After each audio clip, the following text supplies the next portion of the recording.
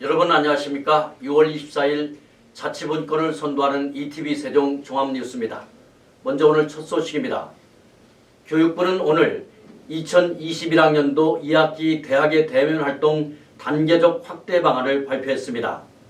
이번 방안은 대학생의 학습 결손을 예방하고 사회적 교류 회복을 위해 2학기부터 대학이 안전한 여건 하에 대면 교육 활동을 운영할 수 있도록 지원하고자 마련됐습니다. 이에 따라 2학기 수업은 학내 구성원의 수요가 있는 실험 실습, 실기 수업부터 대학별 여건을 고려해 우선적으로 대면으로 진행합니다. 또한 방역이 용이한 소규모 수업부터 대면으로 운영하고 1차 백신 접종 완료 이후에는 대면 수업을 단계적으로 확대합니다. 특히 만 18세에서 49세 백신 접종이 가능해지는 8월 이후 학내 구성원들의 백신 접종을 적극 독려하고 접종 인증과 안내 홍보물 배포로 접종 참여 분위기를 확산합니다. 교육부는 오늘 발표한 대학의 대면 활동 단계적 확대 방안 주요 추진 내용의 이행을 점검하고 앞으로 고등교육 정책 방향을 논의하기 위해서 다음 달 초에 대학교육회복위원회를 구성하기로 했습니다. 한국교육과정평가원은 오는 9월 1일 실시되는 2022학년도 대학 수학능력시험 9월 모의평가 시행계획을 오늘 발표했습니다.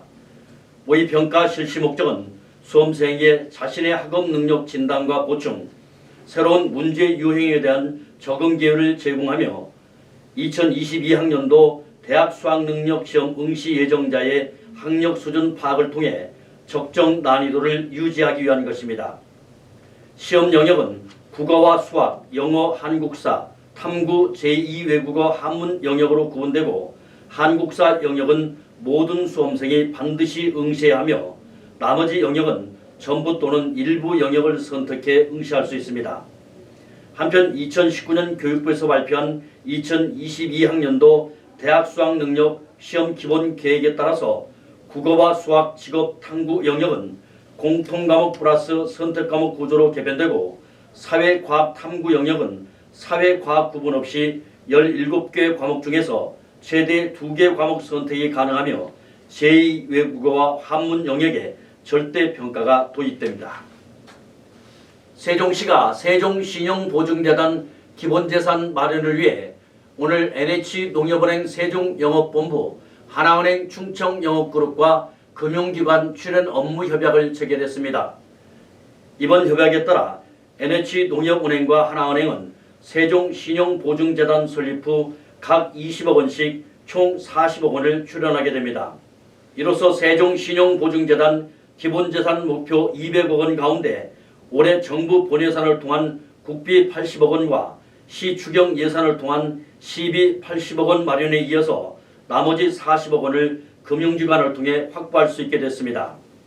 세종시는 올 연말까지 세종신용보증재단 출범을 위해 사업계획서와 정관을 마련하고 발기인과 임원 구성 등을 거쳐 설립 인가에 필요한 제반 절차를 조속히 마무리하기로 했습니다. NH 세종특별본부는 행정중심 복합도시 4-2 생활권 M3 블록 신혼희망타운 내에 행복주택 199세대를 대상으로 오늘 신규 입주자 모집 공고를 했습니다. 세종시 첫 신혼희망타운은 행정중심 복합도시 4-2 생활권 M3 블록에 지하 2층부터 지상 20층까지 7개 동 597세대로 구성되며 행복주택은 총 199세대입니다. 행복주택은 신혼부부 계층이 대상인 만큼 알파룸과 드레스룸, 부부 전용 욕실 등의 특화 설계를 적용했으며 안전을 위한 단지 내 CCTV 설치와 인터넷을 편리하게 사용하기 위한 스마트 디지털 시스템을 도입했습니다. 한국예술종합학교 예술영재교육원 세종 캠퍼스가 이달 말 문을 엽니다.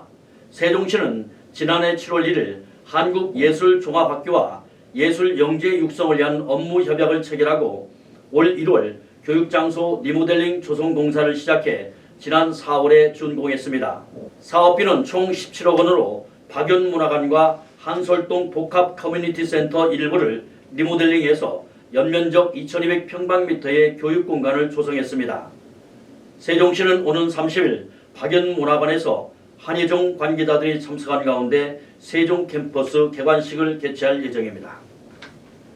세종시 소방본부는 오늘 상반기 소방안전 주요 활동과 성과를 발표하고 그동안 코로나19 환자의 안전한 이송과 재난 현장 신속 대응, 긴급 차량 우선 신호 시스템 확충으로 적극적인 소방 행정에 기틀을 다졌다고 밝혔습니다.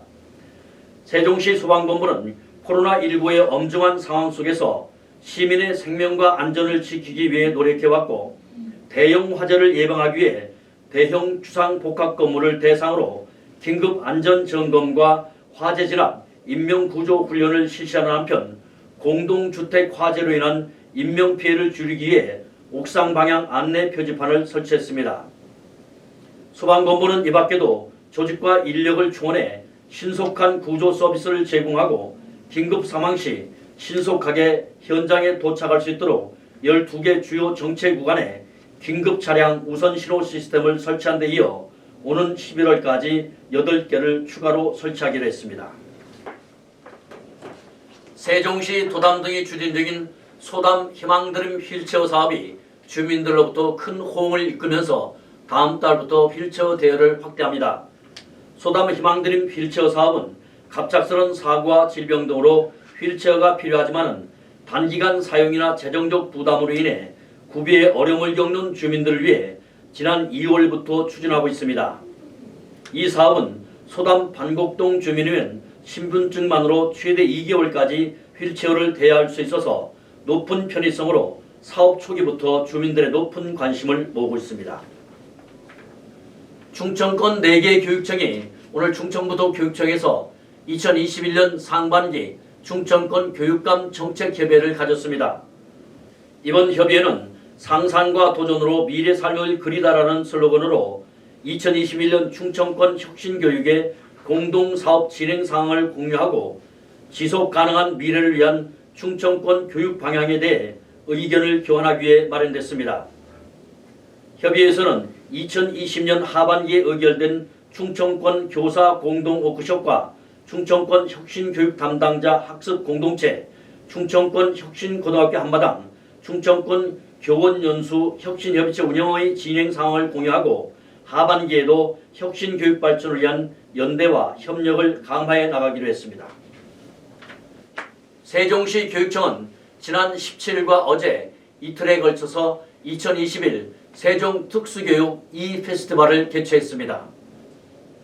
e스포츠 대회와 정보 경진 대회의 2개 분야로 진행되는 E-페스티벌은 장애 학생의 IT기기 활용 능력을 신장시키고 교육 현장의 장애 인식 개선을 위해 매년 실시되고 있습니다. 지난 17일 온라인으로 실시된 e스포츠 대회에는 특수학급 발달 장애 영역의 모두의 마블과 펜타스톰, 크래시 로얄 3종목에서 초등 2팀, 중등 1팀이 대표 선수로 선발됐습니다.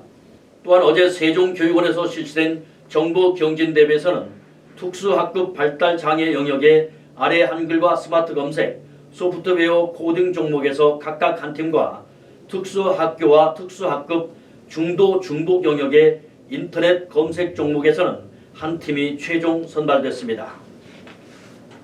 농림축산식품부는 최근 유럽에서 고병원성 조류 인플루엔자 AI 발생이 급증하면서 올겨울 국내에도 고병원성 AI의 유입 우려가 커지고 있어서 가금 농가의 사전 대비가 중요하다고 밝혔습니다.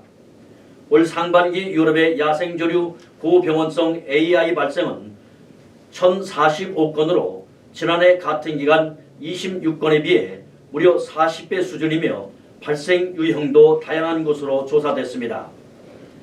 농림축산식품부는 특히 유럽이 속한 철새 이동권과 우리나라가 속한 이동권이 시베리아에서 일부 겹쳐서 철새 간 교차 감염을 통해 국내로 유입이 우려된다고 밝히고 올겨울 고병원성 AI의 국내 유입에 대비해 해외 발생 상황을 주기적으로 모니터하고 사전 예방에 총력을 기울여 나가기로 했습니다.